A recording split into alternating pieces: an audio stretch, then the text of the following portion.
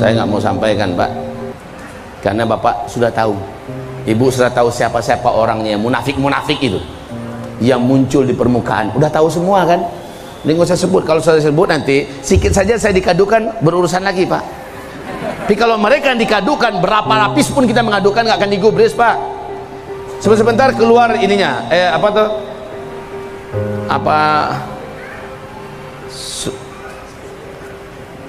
Apa namanya, surat SP3. Masya Allah, begitu cepatnya. Tapi baiklah kaum muslimin yang kami muliakan, fajar kadzib. Sekarang sebentar lagi kita menunggu fajar shadiq, tanda-tanda kemunculan imam agung yang memimpin umat besar di umat Nabi Muhammad ini di akhir zaman. Tanda-tanda ini saya berani mengatakan insyaallah taala kita hanya menunggu tanda-tanda kemunculan Mahdi satu. Kita hanya menunggu ini saja lagi, satu, apabila Baitul Maqdis dibebaskan, lalu diumumkan khilafah Islamiyah di sana. Dua, apabila Arab Saudi, raja yang memimpin sekarang meninggal dunia, tiga pangeran di belakangnya saling berantem berkelahi dan mengerahkan tenaga militer dan pasukan mereka saling berbunuh-bunuhan, sehingga keamanan di Arab Saudi tidak lagi ada, sehingga jamaah haji dan umrah tertahan, nggak bisa melaksanakan ibadah. Nanti di akhir zaman kata Rasulullah akan ada tahun di mana umatku terhalang melaksanakan ibadah haji dan umrah. Kenapa terhalang? Karena Arab Saudi lagi bertengkar, lagi kelahi perebutan kekuasaan.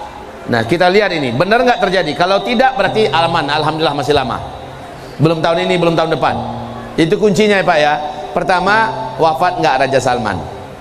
Yang kedua, kalau Raja Salman wafat, tiga pangeran yaitu Mut'ib bin Abdullah, Muhammad bin Salman dengan Khalid bin Talal, tiga orang ini kelahi nggak dalam perebutan kekuasaan memimpin Mekah, Madinah, Arab Saudi? Kalau iya terjadi, maka lanjutnya pada waktu yang sama, tahun yang sama, gempa-gempakah atau tidak Mekah, Madinah dan negeri sekitarnya? Kalau iya gempa-gempa, fix sudah. Pada tahun itulah Al-Mahdi muncul. Tapi jika tidak, maka belum. Ini adalah pertanda yang jelas saya sampaikan.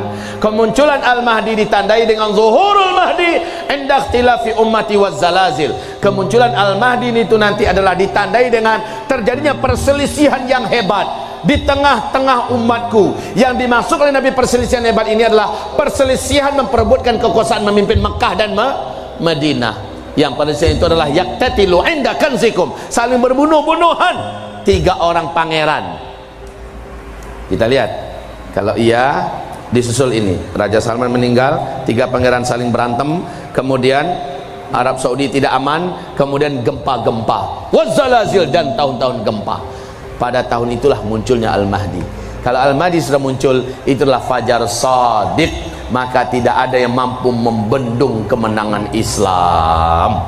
Semua bendera-bendera yang ada hilang, FPI hilang, MMI hilang, Hidayatullah hilang, semua bendera-bendera hilang, betul-betul menyatu dalam sebuah komando. Sang khalifah tertinggi umat Islam di akhir zaman sudah muncul di Mekah, dibaiat oleh ulama-ulama yang ada di Mekah dan seluruh dunia, dan ulama-ulama itu tidak pernah ada janjian sesama mereka untuk membaiat Al-Mahdi. Nah kaum muslimin, saya hanya bersangka baik. Mungkin salah satu rahasia Allah hari ini menahan-nahan ulama kita, Habib kita di sana, Habib Rizik Syihab. Mungkin salah satu rahasianya Allah inginkan beliau mewakili kita semua dari Indonesia untuk berbaiat dengan Imamul Akbar umat Islam di akhir zaman, Imam Mahdi. Bisa jadi Pak. Maulana Sa'ad hari ini bolak-balik tiap sebentar masuk Mekah, bahkan sudah buat rumah di Mekah. Pemimpin tertinggi jamaah tabligh hari ini, beliau pun sangat yakin sedang menanti-nanti kemunculan Imam Mahdi. Adakah indikasi yang lebih pasti lagi Ustaz? Ada. Apa itu? Seorang lelaki dikejar dari Madinah, yang mengejar adalah pasukan dari Damaskus, dikirim oleh As-Sufyani, seorang raja yang sangat zalim saat itu di Damaskus. Dia mengirim pasukan 300 orang mengejar seorang lelaki di Madinatul Munawwarah, dan laki-laki ini didampingi oleh ulama-ulama setia di sekitarnya untuk lari ke Mekah. Sementara yang mengejar masuk Madinah, diobrak-abriknya Madinah sambil mencari. Kalian tahu dengan laki-laki ini di mana dia? Kalian tahu laki-laki ini di mana dia? Ya, diobrak-abrik, anak kecil dibunuh, wanita pun disakiti dan sebagainya agar maksa Di mana kalian temukan laki-laki ini? Kasih tahu kami. Ternyata ada yang tak mampu disiksa, memberitahu bahwa mereka sudah lari ke Mekah. Yang 300 orang ini mengejar ke Mekah. Nah, sampainya di kota Al-Baida, Allah gempakan kota Al-Baida. Al-Baida adalah sebuah kota perbatasan antara Mekah dengan Madinah ya. Gempa kota itu terbelah. Seluruh isi kota masuk ke dalam bumi. Seluruh penduduknya masuk ke dalam perut bumi.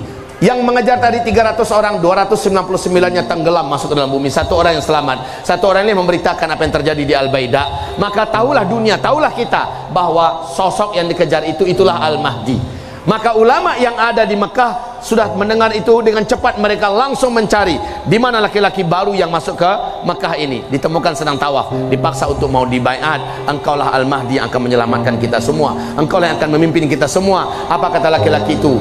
Bukan, cari yang lain. Salah orang kalian, bukan saya. Tapi dia orang jujur, karena kata Rasulullah, akhlaknya sama dengan akhlakku, fisiknya tidak sama dengan fisikku. Akhlaknya sama dengan akhlakku, fisiknya tidak sama dengan fisikku. Dicari-cari, ketemu, ditangkap, ditanyakan silsilahnya. Ketemu dengan Hasan bin Ali, keturunan dari Hasan bin Ali.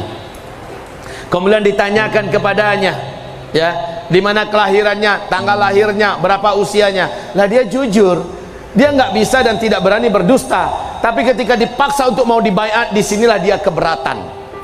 Tidak. Cari fulan yang lain, cari fulan yang lain. Lalu terakhir apa kata para ulama? Hari sudah menjadi gelap. Apa kata para ulama? Kata Rasulullah bahwa semua kezaliman yang ada di muka bumi ini hanya Allah angkat melalui engkau. Jika engkau tidak mau kami baiat, jika engkau tidak menerima baiat kami, engkau yang tanggung semua dosa para zalimin di muka bumi ini, karena engkau menolak untuk mengangkat kezaliman itu. Maka kaum muslimin, sang calon Al-Mahdi ini faham bahwa tidak ada lagi kesempatan untuk bisa melarikan diri. Maka ketika itu dia minta izin, biarkan satu malam ini saya bermunajat kepada Allah. Para ulama dan orang-orang beriman mengepung laki-laki ini dan membiarkannya bermunajat, berdoa kepada Allah. Maka satu malam itu fa aslahahu Allahu fi lailah, Allah mengupgrade-nya dalam satu malam. Dalam satu malam Allah masukkan kepadanya kemampuan memimpin. Dalam satu malam itu Allah masukkan kepadanya kemampuan untuk perang, kemampuan untuk berpolitik, kemampuan untuk menata ekonomi dunia, kemampuan untuk segala macam yang dibutuhkan oleh pemimpin besar yang hadir untuk menyelesaikan semua kemelut dan masalah di muka bumi. Allah masukkan dalam satu malam. Fa aslahahu Allahu fi lailah. Besok paginya di waktu duha beliau pun siap untuk dibaiat. Maka dibaiatlah beliau. Pemerintah yang memimpin Mekah Madinah, yaitu pemerintah Arab Saudi, berang dan murka mendengarkan Al-Mahdi dibaiat di depan Ka'bah. Dengan cepat bala tentaranya dikerahkan untuk membunuh Al-Mahdi yang sedang dibaiat ini. Kita udah nyampe ini berita ke kita. Ustadz, apakah sampai berita Imam Mahdi itu dibaiat? Iya, sampai. Ustadz, berarti teknologi ketika itu masih ada. Entahlah. Tapi kalau munculnya setelah hantaman meteor, berarti tidak lagi teknologi. Lalu dari mana kita tahu, Ustaz? Ya gampang. Setelah Dukhan, Al-Mahdi muncul. Itu aja indikasinya, Pak. Setelah Dukhan, Al-Mahdi muncul. Jadi urutannya begitu, Pak. Nah, kaum muslimin kami muliakan, Al-Mahdi adalah Fajar Shadiq. Al-Mahdi adalah Fajar Shadiq. Al-Mahdi lah yang menghentikan semua fitnah duhaima ini. Nah, yang terakhir, ketika semua gelombang fitnah duhaima ini padam oleh Imam Mahdi. Jadi Imam Mahdi ini muncul, Bapak Ibu, semua kondisi yang ada di muka bumi ada di seburuk-buruk keadaan. Al-Mahdi lah yang menghentikan peperangan. Al-Mahdi lah yang menjadikan negara-negara tegak kembali keadilan. Al-Mahdi lah yang meratakan keamanan. Al-Mahdi lah yang menyebabkan tidak ada lagi bencana-bencana alam. Kenapa? Barokah dan ridha Allah tertumpah